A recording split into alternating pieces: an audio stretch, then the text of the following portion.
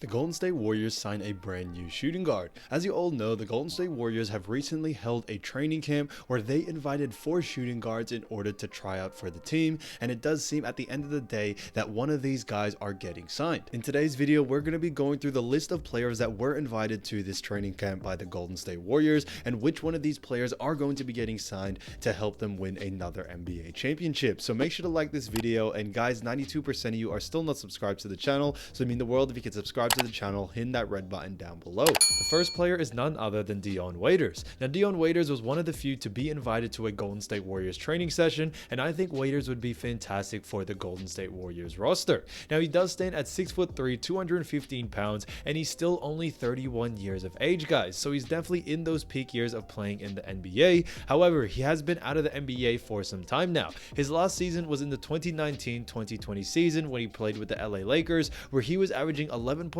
points, 2.4 assists, and also 1.9 rebounds. But you do have to remember he was only averaging around 20 minutes per game, and in that LA Lakers squad he didn't really have such a big role. But you do need to remember, guys, that Dion Waiters back in the day was an absolute bucket. And his best season was actually with Miami, where he was averaging 15.8 points, 3.3 rebounds, and 4.3 assists, and I think he is honestly an absolute bucket. His 3-point percentage was fantastic, where his highest 3-point percentage was with Miami at 47% and an effective field goal percentage of 54%, which is really great to see, especially from a shooting guard. So I think Dion Waiters can honestly provide that scoring that the Golden State Warriors definitely need, especially for that second unit. When they did trade Jordan Poole for Chris Paul, a lot of people did not think that it would work out so well due to the fact that Chris Paul isn't really too much of a scorer, and what the Warriors need off the bench is a scorer that can really help Steph and Curry when it comes to scoring in the paint and also out in the 3-ball. Now, adding someone like Dion Waiters, I think, could honestly make that balance and have that little impact, especially on the offensive side of things for that second unit. And now that the Warriors have a great point guard in Chris Paul when it comes to that second unit, it will definitely be a huge aspect due to the fact you could really untap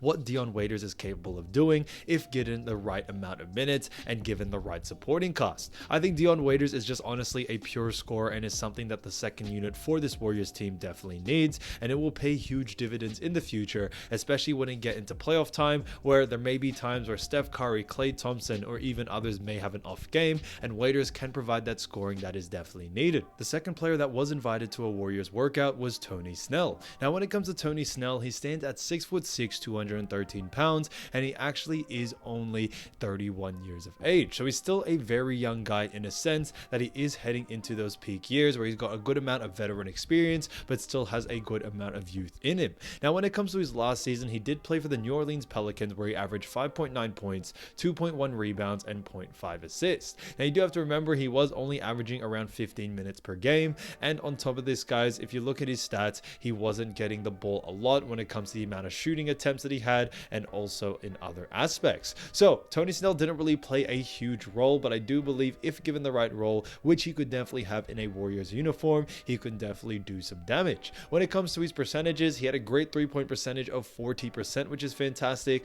and also had an effective field goal percentage of 59%, which is really good, especially for a shooting guard. You do notice that smaller players or guard-like players tend to have a lower effective field goal percentage since they are taking a lot more longer shots rather than big men. So I think that's a really good stat to see. Now, Tony Snell is a bit of a 3-and-D type guy, and we have noticed in the past that the Warriors do love a 3-and-D player. They have players like Gary Payton II. They've also, had players in the past like Dante DiVincenzo, Juan Toscano Anderson. The list really does go on and on. And even in the starting lineup, they've had some great 3-and-D guys like Andrew Wiggins. But when it comes to 3-and-D, obviously the Warriors did lose Dante DiVincenzo. I think Tony Snell could actually be a great replacement for him. When it comes to Tony Snell, what I think he does well is do things very efficiently. Like I mentioned before, his effective field goal percentages and his 3-point percentage were really good to see, but he also does it with only taking around 3 to 4 shots. So when he is called upon to score, he can definitely do it, but his main premise on this team would be to be a great defender, and I think that is something that is definitely needed.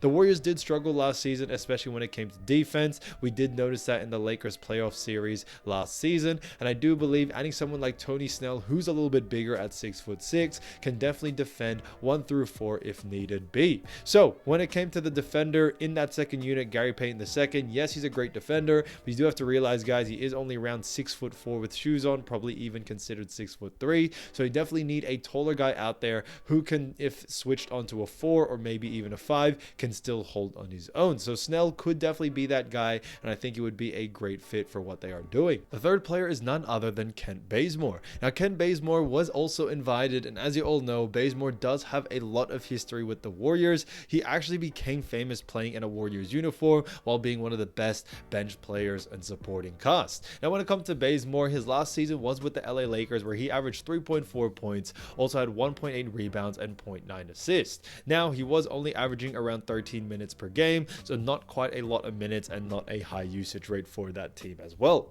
Now, Kent Bazemore stands at 6'4", 195 pounds, and he's still 34 years of age, so still can definitely provide a lot for a team. Now, when it comes to Bazemore, he is another 3-and-D guy, and it's starting to become noticeable, guys. Warriors love 3-and-D guys, and that's a huge pause on that. But when it comes to Kent Bazemore and what he can definitely provide, he can definitely provide a lot of veteran experience, especially to the younger guys, and I think that's something that the Warriors would definitely need. As you notice with the second unit, there is a lot of young guys and maybe considered inexperienced players. Jonathan Kuminga, who's heading into his first couple of years. You also have Moses Moody, and you also have new rookies that are coming in, Lester Quinones, who's coming from the G League, and also other players in the past. So when it comes to the young lineup that the Warriors definitely run in that second unit, yes, it's great that they have Dario Saric, and yes, it's great that they have Chris Paul, but you can never go wrong with more veteran experience, especially with someone who runs that small forward to shooting guard position. I think Kent Bazemore can definitely teach them a lot.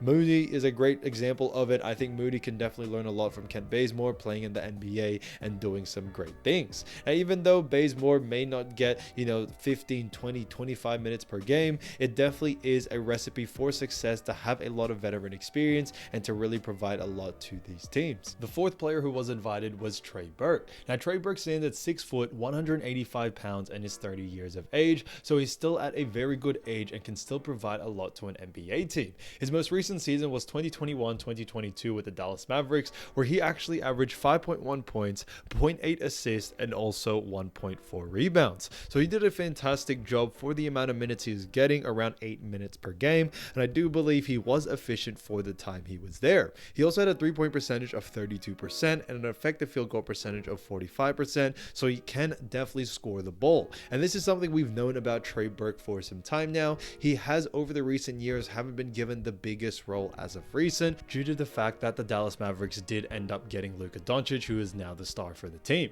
So Trey Burke has definitely taken a sidestep when it comes to being a huge role in Dallas Mavericks, and now may be a good time to jump ship and move to the Golden State Warriors. Now, the only issue I do see with this signing is due to the fact that Trey Burke is a point guard. I don't really know what they will do, since they already have Chris Paul and they already have Steph Curry. Unless Trey Burke is moved into the second position, which he has played in the past, we could definitely see that happening, but they are going to be a pretty small lineup since Trey Burke only stands at 6 foot. Now, when it comes to the Warriors, they need all the defense and height that they can get, and that's one of the reasons why they did struggle last season. So when it comes to this free agent signing, if it does happen, I think Trey Burke will probably move to that second position, maybe into a 2 guard, or in other words, maybe just have him as a backup if Steph or if Chris Paul ever get injured and need a couple of garbage minutes. They can give that to Trey Burke. So I think that's probably what they plan on getting when it comes to signing someone like Trey Burke, but he was invited to the training camp and we could see him in a Warriors uniform very soon. The fifth player is none other than Juan Toscano Anderson. Now, as you all know, JTA was a former Golden State Warriors player and actually did win the NBA championship with the Warriors back in 2022 season. So Juan Toscano Anderson did actually end up moving, and he moved to a team of the Utah Jazz, where he averaged 3.4 points, 2.9 rebounds, and 1.8 assists. But it could seem that JTA may want to come back and join the Golden State Warriors, because he was averaging a lot more and also got a lot more minutes for the Golden State Warriors. Now, when it comes to JTA, he stands at 6'6", 209 pounds, and is still 30 years of age. So he's still a youngish type player, but has a great amount of experience and can definitely teach the younger guys a thing or two. Like I always mentioned before, JTA, although he isn't really going to be getting 25 plus minutes per game, I think the amount of minutes that he does get, he can definitely be very effective. JTA is a fantastic defender, and what you definitely need from that second unit is great defensive strategy and great defensive players, and JTA can definitely be that that guy. But don't get it twisted, because he can definitely score at will due to the fact that he did have an effective field goal percentage of 48%, which is great to see, especially for a guard. But when it comes to his defensive strategies and what he has done defensively, I think that is definitely one of the reasons why the Warriors want him back in a Golden State Warriors uniform. That is one of the reasons why they did get GP2 back as well, and I think getting the band back together and getting someone like JTA could definitely help out even further. JTA can also even teach the younger guys, Jonathan Kuminga, Moses Moody, the list really does go on and on, a couple of more few things, as they are going to be given a lot bigger roles coming into this next season. They definitely are going to have to show out, and Jonathan Kuminga even knows that this may be his season where it's a make or break, or they will probably end up trading him. So he definitely needs all the guidance he can get, and JTA can definitely teach him a thing or two.